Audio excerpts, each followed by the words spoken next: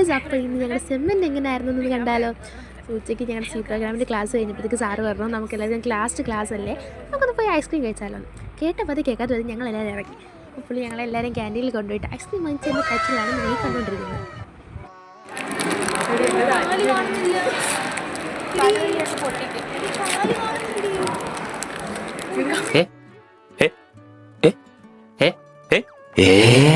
ചൂടൊക്കെയല്ലേ, നമ്മൾ ഐസ്ക്രീം ഒക്കെ കിട്ടിക്കഴിഞ്ഞപ്പോഴത്തേക്ക് അത് നന്നായിട്ട് അലിഞ്ഞു പോയിട്ടുണ്ട്. അലിഞ്ഞു പോയി കഴിഞ്ഞപ്പോഴത്തേക്ക് അതിൻ്റെ കാലി കാണുന്നില്ലെന്ന് പറഞ്ഞിട്ടാണ് ഒരു ഇവിടെ കിടന്ന് കരഞ്ഞുകൊണ്ടിരിക്കുന്നത്.